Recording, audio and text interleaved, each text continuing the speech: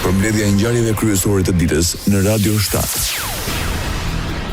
Punimet për ndërtimin e linjës hekurudhore me shpejtësi të lartë të korridorit të 10 pritet të fillojnë vitin e ardhshëm në Maqedoninë e Veriut. Hekurudha me shpejtësi të lartë është në procesin e përgatitjes së dokumenteve të nevojshme siç janë një studim fizibiliteti, një studim vlerësimi mjedisor dhe të tjera, deklaroi kryeministri i Maqedonisë së Veriut. Histria Mickoski njoftoi se zbatimi nuk do të ndodhë deri në tetor ose nëntor të vitit të ardhshëm dhe tani po përgatiten studimet e nevojshme. Është një proces që zgjat 270 ditë, duhet të përfundojë diku në maj ose qershor. Pastaj do të hyjmë në një dialog konkurrues për të zgjedhur një kontraktues për projektin dhe presim që në tetor-nëntor vjeshtën e ardhshme të fillojmë zbatimin e këtij projekti, tha kryeministri Histria Mickoski. Niveli i ndotjes nga mbetjet në qytetin e Shkupit të shkak për arrestimin e drejtorit të ndërmarrjes publike Higjiena Komunale Shkup, Sabaudin Rustemi dhe Aki Saitit, udhëheqës për menaxhim të mbeturinave pranë të njëjtës ndërmarrje. Mbi ta është vendosur masa arrestit me burg. Nga prokuroria thonë se ata vepruan në kundërshtim me ligjin për menaxhimin e mbeturinave dhe detyra e tyre për mbledhjen e transportimin e rregullt të mbeturinave jo të dëmshme në territorin e qytetit të Shkupit, si dhe me detyrimet e parashikuara në programin operativ për mbledhjen dhe transportimin e mbeturinave komunale dhe planin operativ për mirëmbajtjen e pastërtisë publike. Sanksionet e fundit të vendosura nga Shtetet e Bashkuara kundër kompanisë ruse të naftës Lukoil dhe Rosneft nuk do të kenë një ndikim të drejtpërdrejtë në furnizimin me karburant në Maqedoninë e Veriut. Institucionet sigurojnë që tregu vendas mbetet i qëndrueshëm. Sanksionet po japin rezultatet e para në botë. Kina ka pezulluar më 23 tetor blerjet e naftës ruse pas paketës së sanksioneve të Shteteve të Bashkuara të Amerikës ndaj kompanive më të mëdha në Moskë, Rosneft dhe Lukoil. Kjo rënje e kërkesës nga gjigantët rusë do të ushtrojë presion mbi të ardhurat e Moskës nga nafta dhe do t'i detyrojë importuesit kryesor në botë të kërkojnë furnizime alternative dhe të rrisin çmimet globale. Nga koalicioni AKI në Maqedoninë e Veriut, Skëndere Xhepi Zedi në intervistë televizive në Debat 21 shprehur i bindur se opozita do të fitojë të gjitha komunat në raundin e dytë të zgjedhjeve të 2 nëntorit. Në Tetov kemi bindje se qytetarët shqiptar do të penalizojnë duke i dhënë përkrajën kandidatit ton, tha Zedi. Mëtej, përfaqësuesi i opozitës tha se edhe Strugën do ta fitojnë edhe më lehtë se Tetovën. Ne do i fitojmë padyshim, po edhe nëse i humbin, ata rezultati i numrave fuqisë votues është në rrethin e parë, se në rrethin e dytë bashkohen gjitha partitë politike në Maqedoni për ndonjë kandidat të caktuar. Ndërsa nuk munguan thirrjet për zgjedhjet parakoshme parlamentare. Nëse kryeministri, nëse këto partnerët e vlenit konsiderojnë që janë më të fuqishëm politikistë, Aleanca Kombëtare për Integrim, le të rëndojnë të shpatin zgjedhjet e ardhshme të parakoshme parlamentare dhe le ta zhdukin Aleancën Kombëtare për Integrim pasi që kanë më të fuqishëm. Nga koalicioni Vlen akuzojnë Aleancën Kombëtare për Integrim se po bashkëpunon me partinë Levica. Tetova, Dibra dhe Struga dhe çdo komunë shqiptare duhet ta dinë më 2 nëntor vota për KI është vot për Levicën, për anti-shqiptarizmin dhe për turpin politik, thon nga Vlen. Sipas këtij koalicioni ka dëshmi për bashkëpunim. Në Tetov po ndodh skandali më i rënd politik i këtyre zgjedhjeve. Fotografia që po qarkullon në media ku shihet përfaqësuesi i shtabit të AKI-s në Tetov në takim me kandidatën e Levicës është dëshmia më e qartë se ky koalicion është gati të shesë çdo vlerë kombëtare vetëm që të fitojë pushtet, apelojnë nga koalicioni i qeverisës në Maqedoninë e Veriut, Vlen. Rajoni.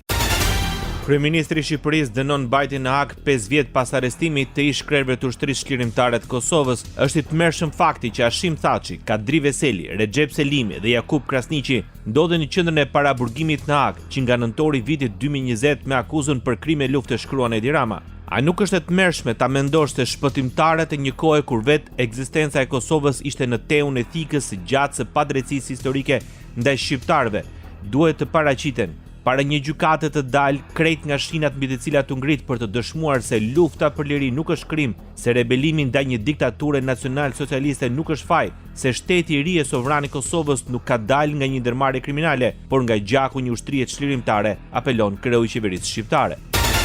Kryeministri në detyrë i Kosovës fajson Lidhjen Demokratike të Kosovës për dështimin e krijimit të qeverisë së re dhe çorjen e vendit në zgjedhjet e parakoshme parlamentare. Në një konferencë për shtyp një ditë pas dështimit në kuvend të votbesimit, qeverisë Albin Kurti deklaroi se synimi i tij ka qenë krijimi i qeverisë me Lidhjen Demokratike të Kosovës dhe nismën, por sipas tij LDK-ja po e pengon këtë proces. Unë nuk po e kuptoj saktësisht Lidhjen Demokratike të Kosovës, t'ju them sinqerisht. Nuk duan qeveri që udhëheqet nga lëvizja vetëvendosje dhe nga unë. Nuk duan ta formojnë qeverinë e tyre me partitë të tjera opozitare, por insistojnë disa zgjedhje të reja ku përsëri do ta përsërisin atë sloganin që ne dalim të parë, por nuk dalim të parë. Domethënë është një çike çuditshme për mua kjo sjellje. O bë koalicion si i treti me të parin, o bë koalicion me dytin kundër të parit, ama diçka duhet bësh. E tash kjo ka shkuar shumë larg. Kurti tha se kishte krijuar përshtypjen se kundërshtimi i tij nga LDK po bëhet në nivel personal. Kryeministri në detyrë deklaron se është në komunikim të vazhdueshëm me partnerët ndërkombëtar që Kosova t'i kthehet stabilitetit institucional. Ne kemi komunikim të vazhdueshëm me ambasadën e Shtetit të Bashkuara këtu dhe po diskutojmë se si mund t'i avancojmë raportet tona dhe unë besoj që kjo do të mund të arrihet, por mbase kontributi më i madh që mund ta bëjmë bashkërisht tash si shtet është pikërisht që sa më parë të mund të ecim me formimin e qeverisë dhe me normalizimin institucional të Kosovës. Kryetari i Lidhjes Demokratike të Kosovës Lumir Abdigjiku dhe ai nismë socialdemokrate konfirmuan vijimin e bashkëpunimit. Pas takimit të zhvilluar mes tyre, Abdigjiku e komentoi këtë bisedë të shkëlqyer. Ishte një takim i shkëlqyeshëm me një mik të shkëlqyeshëm siç është Fatmir Limaj, deklaroi Lumir Abdigjiku. Me pas dosht, ju me ditë ju këshëm thirrë rana takem. Tensionet në kampin opozitar kanë qenë të rritura në raport me nismën pas përpjekjeve të kësaj të fundit për koalicion me vetvendosjen. Partia Demokratike e Kosovës është e gatshme të hyjë garës për zgjedhjet kombëtare për të fituar. Apeli vjen nga kryetari Memli Krasniqi në një intervistë televizive. Sipas tij, rezultati i zgjedhjeve lokale garanton rezultate të mirë dhe në ato nacionale, i cili do t'i mundësojë Kosovës të ketë një qeveri të re të udhëhequr nga PD-ja, një qeveri e cila mundohet t'i bashkojë njerëzit e jo t'i përçajë, dhe për t'i rrëzuar muret e ndarjes që i ka krijuar Albin Kurti për sa vjet dhe që i jep një vizion të ri vendit për t'i rikthyer normalitetit që ka qenë i munguar, deklaroi Memli Krasniqi. Radio 7, zëri pozitiv i qytetit. Deputetët socialistë rrëzuar në Komisionin e Ligjeve në Kuvendin e Shqipërisë propozimet për ndryshimin e ligjin për gjendje civile mbi caktimin e gjinisë. Propozimi erdhi nga deputeti demokrat Bars Pahia. Si një prej nismëtarëve, ai vlerësoi se ndryshimet që përcaktojnë qartë vetëm gjinit, mashkull dhe femër, janë me rëndësi themelore për identitetin ton kombëtar dhe juridik. Sipas Pahis, kushtetuta sanksionon disa parime që e mbështesin drejt për drejt të projektligj duke përcaktuar familjen si bazë shoqërisë dhe duke përcaktuar qartë binaritetin gjinor si themel institucionit familjes. Projektligji parashikon të shtojë një nen të ri, nenin 38 fraksion 2 në ligjin për gjendjen civile, i cili përcakton qartë dhe pa ekuivok se në Republikën e Shqipërisë ekzistojnë vetëm 2 gjini njerëzore, mashkull dhe femër, të përcaktuara biologjikisht që në lindje dhe të pandryshueshme ligjërisht. Spahia theksoi se nisma si Prindi 1 dhe Prindi 2 apo surrogacia dhe projektligji barazisë gjinore kanë krijuar debat të gjerë në publik. Ky detyrim kushtetues kërkon që ligjet tona të mbrojnë fëmijët nga çdo formë eksperimentimi apo ndikimi që cënon identitetit biologjik të lindur. Neni 18 i kushtetutës ndalon çdo formë diskriminimi, por njëkohësisht nuk kërkon që shteti t'i mohojë realitetin biologjik.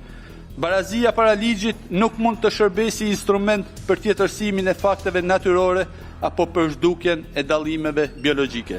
Ndërsa relatori këtij projektligji, deputeti Partisë Socialiste, Olsi Komiçi, theksoi se termi gjini përcaktohet qartësisht në ligjin për gjendje civile dhe se nuk është me vend të bëhet kjo ndërhyrje sforcuar pasi ligji nuk la hapësirë apo shtigje dhe nuk krijon hamendësime që të lihet shtek për ndryshimin e gjinisë. Gjendja civile është rësia të dhënave personale të shtetasve shqiptar, shtetasve tuaj dhe edhe kështu vazhdon. Pra në këtë kontekst, unë ligjin për gjendjen civile më shumë t'i e shikoj në formën e një databaze që ka lidhje me generalitetet e njeriut, pra të personit që në momentin e lindjes dhe deri ai kur ndoron jetë. Termi gjini përcaktohet saktësisht, qoftë në nenin 6 të ligjit, ku përbërësit dhe veçoritë e gjendjes civile pra të shtetasve. Pas rrëzimit, kryetari i Komisionit të Ligjeve, Ulsi Manja, njoftoi kalimin e ligjit për votim në seancë plenare. Ky projekt ligj i kalon seancës plenare. Ne e rrëzojmë në parim, pastaj ka dhe një filtr atje që seanca plenare do të vendos nëse kemi vendosur sakt ne si komision përgjegjës apo jo. Libur Daliu, pasi mori zyrtarisht detyrën si drejtori i ri i autoritetit portual të Durrësit, vlerësoi se modernizimi dhe zgjerimi i kapaciteteve të tij janë thelbësor për zhvillimin ekonomik dhe rajonal. Gjatë prezantimit Aliu cilësoi portin e Durrësit si një nyje strategjike jo vetëm për Shqipërinë, por dhe për Kosovën dhe për të gjithë rajonin. Ai theksoi se një pjesë e mallrave që hyjnë në Kosovë dhe Maqedoninë e Veriut kalojnë përmes këtij porti dhe në këtë kushte zgjerimi është i domosdoshëm. Kosova ka nevojë të ketë lidhje të forta me portin e Durrësit në mënyrë që përmes saj të shpërndahen mallrat të gjithë rajonit. Kjo i krijon asaj mundësi të mira të zhvillimit ekonomik. E po ashtu, kjo mundësi e përhapjes së mallrave përmes edhe Prishtinës edhe Shkupit do bënte që porti i Durrësit të duhet të zgjerojë kapacitetet, që kjo sasi e mallrave që tani janë të shumë fishose sepse do arrijë shumë lehtë edhe Varrën edhe gjithë rajonin, dhe kjo do të ndihmonte pastaj që të dyja vendet ajo ndërvarësi t'i bëj më të zhvilluar ekonomikisht dhe t'i bëj çka është më kryesore dhe më të sigurta. Sipas Liburnaliut, Kosova ka nevojë të ketë lidhje të forta me portin e Durrësit dhe kjo i krijon asaj mundësi të mira për zhvillim ekonomik. Porti i NATO-s, që do të jetë krahas portit të mallrave në Porto Romano, do të ndihmojë për gjithë rajonin që të ketë siguri. Sot, kur gjithnjë më tepër po flitet për sigurinë, është detyrë dhe sfidë për ne që portin e NATO-s krahas portit të mallrave ta zhvillojmë, të ndërtohet ashtu si duhet dhe të jetë në lidhje komunikimi, qoftë kurrëdore, qoftë automobilistike me gjithë rajonin. Deklaroi ish-ministri i Kosovës Liburnaliu. Një ditë pasi nuk ju përgjigj thirrjes së SPAK për të dëshmuar mbi çështjen në hetim, zëvendës kryeministre e Shqipërisë Belinda Balluku rikthehet në Tiranë për të prezantuar ish-ministrin e qeverisë Kurti, Liburnaliu, si drejtori i ri i portit të Durrësit. Liburnaliu, arkitekt në profesion, por me një karrierë të gjatë në politikë, me 2 mandate deputeti në Parlamentin e Kosovës, me një karrierë të gjatë në ekzekutiv, 4 vite ministër, pra i mjedisit, planifikimit hapësinor dhe infrastrukturës, dhe padyshim një koleg i mirë, i cili Kosovën dhe Shqipërinë i ka parë gjithmonë si një treg i përbashkët i zhvillimit ekonomik dhe infrastrukturor. Ajo vlerësoi funksionin dhe rolin e tij gjatë qeverisjes në Prishtinë. Për atë që unë njoh është më inspikaturi ndër të gjithë kolegët e tjerë kosovar që na janë bashkuar në rrugtimin ton të kësaj dekade për ndërtimin e Shqipërisë. Porti i Durrësit është porti i shqiptarëve dhe nuk është porti i Shqipërisë. Është porti që do t'i shërbejë shqiptarëve në të gjitha trevat e Ballkanit perëndimor, është porta e hyrëse në Ballkanin perëndimor. Prokuroria e posaçme ka regjistruar emrin e zëvendës kryeministres Belinda Balluku si person në hetim për akuzën e shkeljes së barazisë në tendera. Ftesa për paraqitje mban firmën e prokurorit posaçëm Dritan Prençi, i cili ka kërkuar që zëvendës kryeministri të jetë asistuar nga një avokat, një praktik që nënkupton se ndaj saj mund të komunikohet zyrtarisht një akuzë penale. Pas refuzimit për t'u paraqitur ditën e hënë, mësohet se prokuroria e posaçme ka lëshuar një flethirje të dytë ku i kërkohet zëvendës kryeministres që të shkojë përpara hetuesve ditën e premte. Belinda Balluku mban detyrën e zëvendës kryeministres që prej korikut 2022, si dhe atë të ministres së infrastrukturës dhe energjisë që nga janari 2019. Zëvendës kryeministria Belinda Balluku është një tjetër person në hetim nga SPAK, pas interesimit të deputetes Partisë Demokratike Jurita Tabaku ndaj kreut të prokurorisë speciale. Altin Dumani tha se për çështjen në hetim nuk ka asnjë koment. Deputetja Tabaku pretendon se nga nivelet të larta të ekzekutivit apo eksponent të krimit të organizuar është ushtruar presion ndaj prokurorit posaçëm Dritan Prençi lidhur me një çështje që përfshin zëvendës kryeministren Balluku. Lidhur me çështjen e hetim nuk kam për të dhënë asnjë koment. Jam në komunikim të përhershëm me prokurorin, të deri në këtë çast nuk më ka paraqitur ndonjë shqetësim lidhur me kërcënimet të mundshme ndaj tij për shkak të funksionit të tij. Zoti Prençi ka gjithë mbështetjen dhe solidaritetin tim në hetimin e çdo çështje që ai ka në ndjekje. Krahas asaj, Dumani deklaroi se dhe deklaratat në distancë të ish zëvendës kryeministrit Arben Ahmeta, i cili pretendon se po zbulon afera të ndryshme, vlerësohen rast pas rasti, ndërsa nuk mungoi thirrja që ai të marrë statusin e të penduarit të drejtësisë për zbërthimin e aferave që ai pretendon. Për ne, sot ai është një person në kërkim ndërkombëtar për veprën penale të korrupsionit pasiv, pastimit produkteve të veprës penale dhe vepra të tjera penale e lidhur me inceneratorët. Patjetër, në çdo moment që një subjekt vepre penale dëshiron të bëhet bashkëpunëtor i drejtësisë, do të bashkëpunojë me prokurorinë e posaçme, është mëse i mirëpritur. Kryeprokurori Olsian Çela gjatë raportimit në Kuvendin e Shqipërisë ka pranuar gabimin që është bërë me arrestimin e avokatit në Elbasan në sallën e gjyqit. Ai theksoi se kjo është një masë ekstreme ndaj avokatit dhe sipas tij nuk duhet të ndodhte. Sipas Ulsian Çelës, shkak për ngjarjen është bërë dhe mungesa e përvojës së prokurorëve të rinj. Kemi sot probleme në mënyrën se si le të themi realizohet funksionet e tyre nga një pjesë e prokurorëve, sidomos e prokurorëve të rinj, për një sër arsyesh, ndoshta rastin fjalë le të themi mund të jetë një reflektim i atij shqetësimi të parashtruar. Kuptohet që është tërësisht e papranueshme që ne të kalojmë nga salla e gjyqit në ndërmarrjen e masave ekstreme, siç është edhe ndalimi apo arrestimi. Vakancat në sistemin e drejtësisë dhe dosjet e mbartura ndër vite janë shqetësimet kryesore të paraqitura dhe nga kryetari i Këshillit të Lartë Gjyqësor në Shqipëri. Gjatë raportimit në Kuvend, Ilir Rusi deklaroi se nëpërmjet finalizimit dhe miratimit të strategjisë kombëtare për uljen e çështjeve të prapambetura 2024-2027, në kuadër të kësaj strategjie janë miratuar një seri aktesh ligjore, si dhe janë ndërmarrë masa konkrete për përmirësimin e efikasitetit të shërbimeve gjyqësore. Me qëllim plotësimin e trurit gjyqësor në gjykata, Këshilli ka caktuar 66 gjyqtar për gjykimin e çështjeve gjyqësore të veçanta në gjykata ndryshme nga ato ku është funksionin e tyre. Ka caktuar 2 gjyqtar në skemë delegimi në gjykata administrative të apelit, gjithashtu ka transferuar në mënyrë të përkohshme 21 gjyqtar, se ka transferuar në mënyrë të përreshme 6 gjyqtar.